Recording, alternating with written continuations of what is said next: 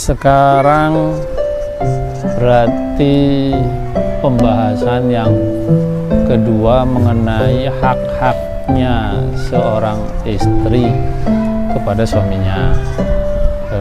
Yang lalu kita membahas mengenai haknya yang pertama secara materi itu adalah mahar. Maka mahar ya. Hak yang kedua adalah nafkah. Ya, nafkah. Ya, nafkah. Apa coba kira-kira? Nafkah. Sebenarnya definisi nafkah itu ada nggak, Bah? Ya, definisi nafkah ya ada. Nafkah kan berarti diambil dari kata anfaqo. Yunfiku infak nafakotan masdar. Si masdar infak itu kan membelanjakan. Berarti apa? Mengeluarkan. Seorang suami mengeluarkan, membelanjakan hartanya untuk istrinya.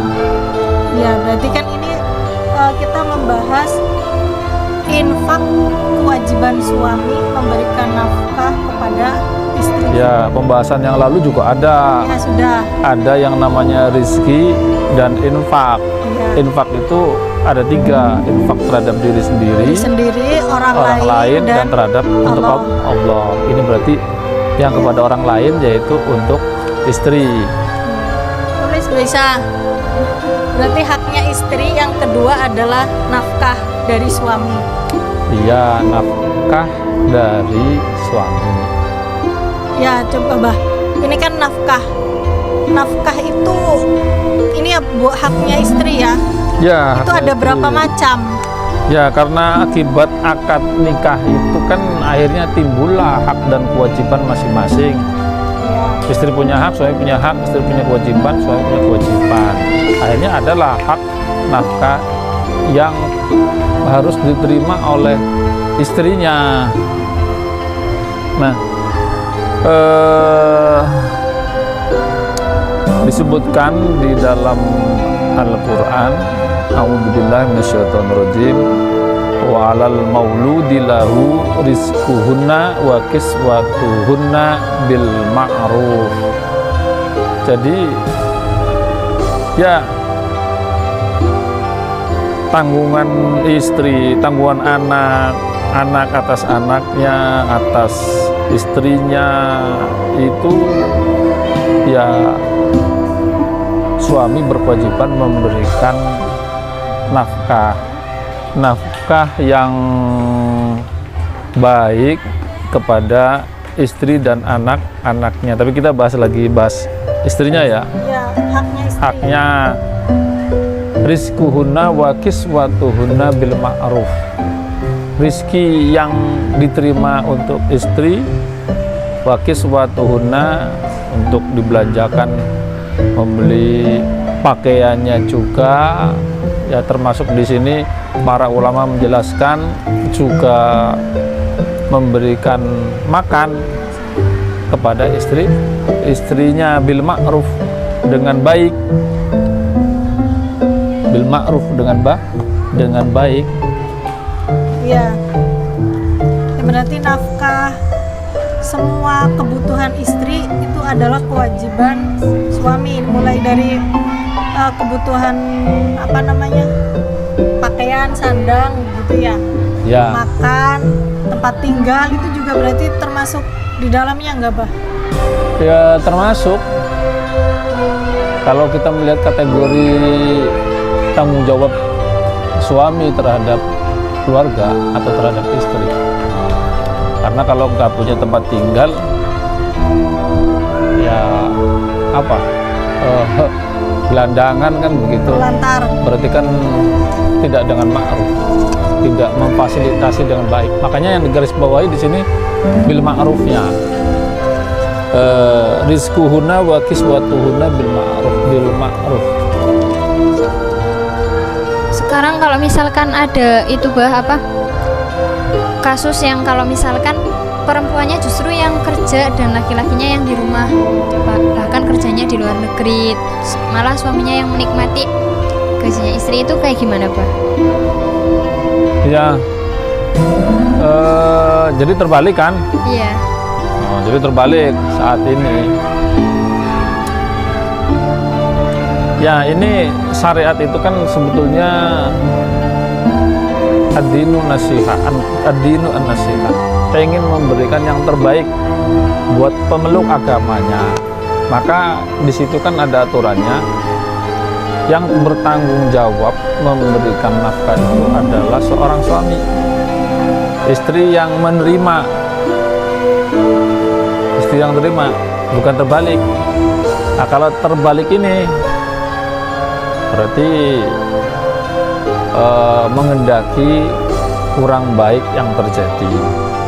Artinya kurang baik ketika seorang wanita diberangkatkan apalagi jauh dari perlindungan suami, maka potensi-potensi yang tidak dikehendaki bersifat negatif ini mungkin saja terjadi.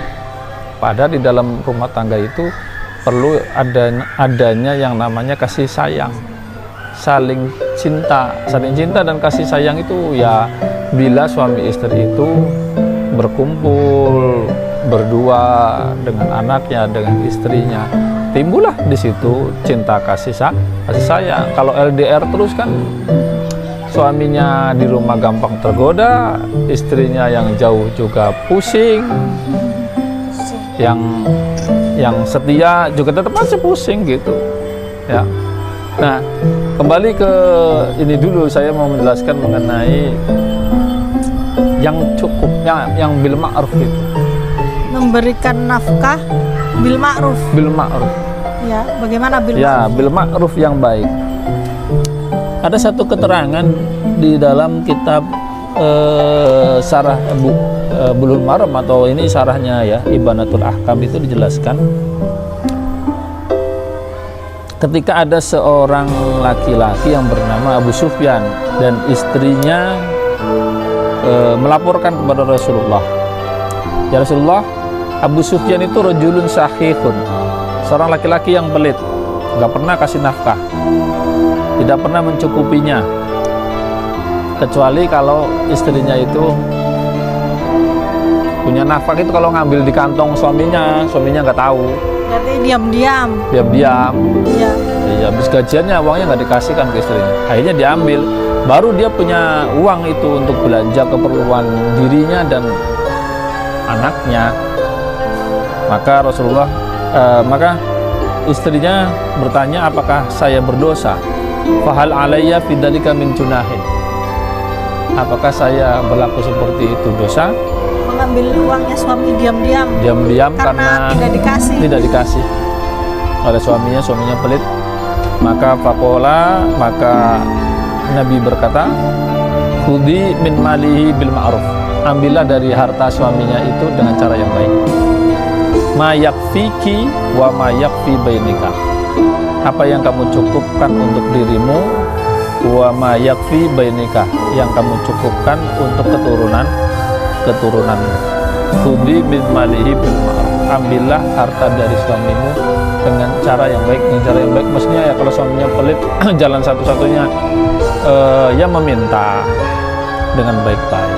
Kalau meminta tidak baik, ya mungkin jalan terakhir terpaksa ngambil, karena ini juga haknya istri dan darurat gitu. Kalau ya, nggak ngambil mereka berbahaya. Ya, berbahaya. Iya, berbahaya untuk dirinya. Kalau mencuri juga kan lebih berbahaya lagi. Kalau pergi dari rumah tanpa izin suaminya untuk menafkahi juga kan berbahaya lagi, nanti bisa berakibat nusus. Maka dia mengambil.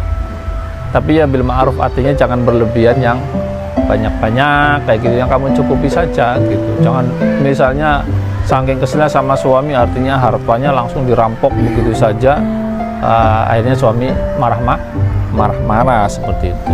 Ya walaupun itu juga punya potensi marah-marah. Lah, makna bil ma'ruf itu diartikan di sini adalah yang cukup untuk kebutuhannya. Cukup kebutuhan, artinya kebutuhan itu wabil khusus untuk kebutuhan yang primer, yang yang kebutuhan yang memang harus terpenuhi. Memang gitu. harus terpenuhi. Misalnya untuk makan Sehari-hari, keluarganya, makan sehari-hari. sehari-harinya. Jika tidak punya baju, baju itu sobek, maka dia itu ya beli baju yang layak untuk menutupi auratnya. Nah, di sini disebutkan Imam Al-Qurtubi, yang dimaksud ma'ruf itu adalah al-qadru alladhi urifa bil adati. Jadi yang dimaksud ma'ruf itu adalah kira-kira yang secara umum itu sudah diketahui, secara umum, secara kebiasaan sudah diketahui, yaitu al-kifayah, kecukupan. Ya, kecukupan. Nah, nilai kecukupan ini orang juga beda-beda. Jangan orang melihat orang miskin melihatnya orang kaya. Orang miskin yang melihatnya paling enggak standarnya seperti itu atau ke bawah. Gitu. Jangan melihatnya standarnya ke atas. Ada kafaah, ada kesetaraan gitu. Ada standarisasinya. Jadi nggak boleh misal kita penghasilan suami berapa terus kita minta lebih banyak, itu juga Gak boleh. nggak boleh. Dia namanya bukan bil ma'ruf itu ya. bukan bil ma'ruf, mintanya tidak ma'ruf. Kalau suami nggak memberi sama saja suami juga tidak melakukan al ma'ruf kepada istrinya. Dia iri karena pergaulan tetangga gitu, pakai kerudungnya yang bermerek, bermahal, padahal dia suaminya itu ya gajinya atau honornya itu kelasnya kelas awam gitu, kelas bawah misalnya, hanya UMR tok, pas-pasan tok, kan nggak bisa mengikuti jejak yang menengah ke atas. Jangan menuntut suami yang mengikuti jejak menengah ke atas. Nah, ini yang namanya bil ma'ruf wa 'alal mauludi lahu rizquhunna wa kiswatuhunna bil ma'ruf. Ya, semuanya lah. Makan, pakaian, pendidikan. Iya. Terus kan istri nggak boleh menuntut lebih dari penghasilan suami begitu ya, Bang? Maksudnya dari mampunya suami berapa? Nah, ternyata istri itu tetap merasa kurang. Akhirnya dia kerja Ya. mencari penghasilan sendiri Iya. untuk memenuhi ya Kekurangan. kebutuhan yang sebenarnya sih nggak penting, cuman kan biasa perempuan gitu loh, Bang. Mengikuti Ya pengen punya pegangan uang sendiri lah. ya. Itu bagaimana? Ya, jadi kalau seorang istri dia ingin menambah penghasilan, yang terpenting kembali kepada innamal a'malu binniyat. Tujuan dia menambah penghasilan itu niatnya apa? Kalau niatnya dia untuk bermegah-megahan, merasa tidak cukup dengan pemberian suami, ini tidak diperbolehkan. Karena apa? Nanti martabat suami akan hilang ketika si perempuan tersebut sudah memiliki penghasilan, karena tujuan awalnya sudah tidak baik. Suami akan direndahkan, hak-haknya suami juga nanti akan hilang. Seperti itu.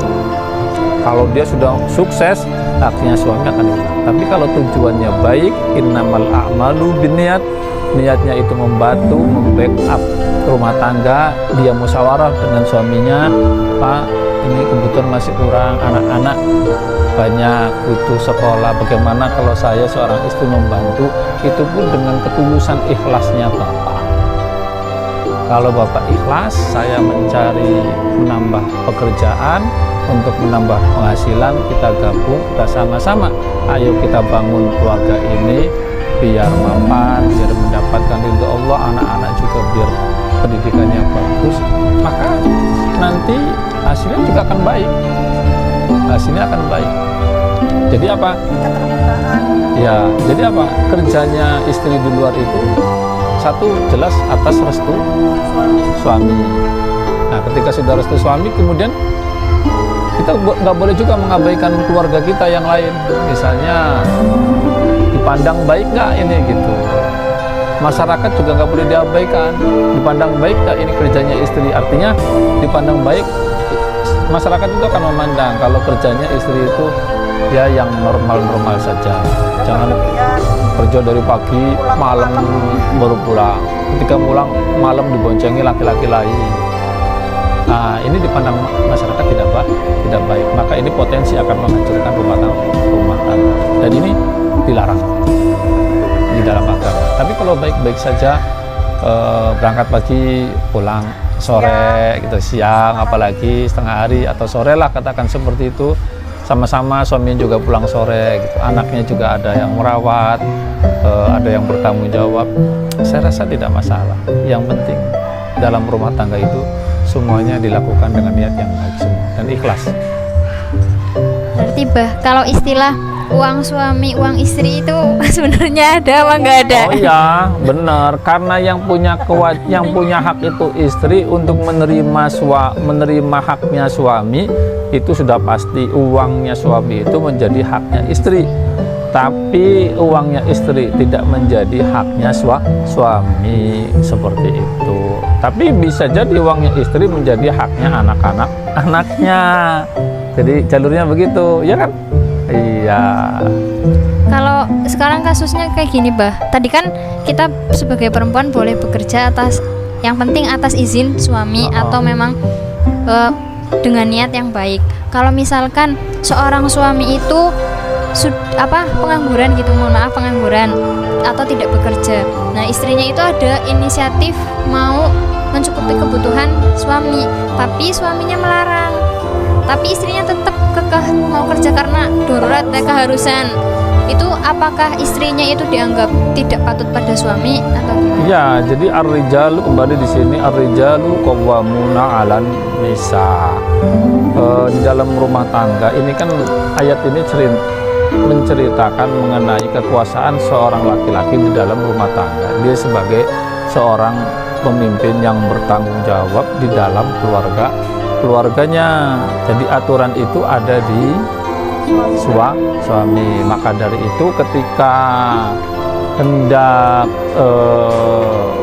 mencari solusi atas yang terjadi di dalam rumah tangganya, keminusan ekonomi di dalam rumah tangganya, ya usahakan mencapai musyawarah mufakat dengan tetap merujuk kepada keputusan seorang suami. Tapi kalau memaksakan diri suaminya tidak ridho, bisa jadi ini sebagai bentuk nusus.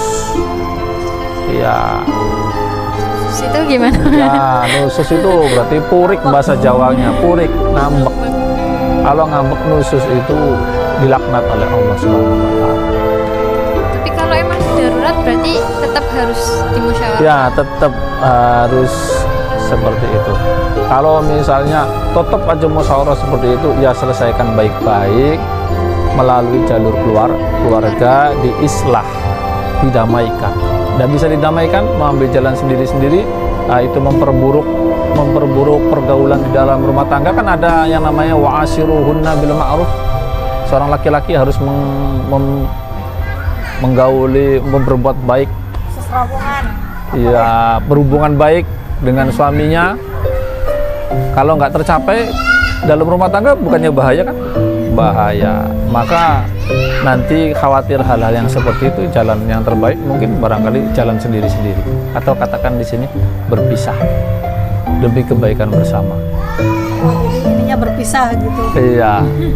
Kalau mentok kan berarti mending berpisah ketimbang nusus. Iya enggak?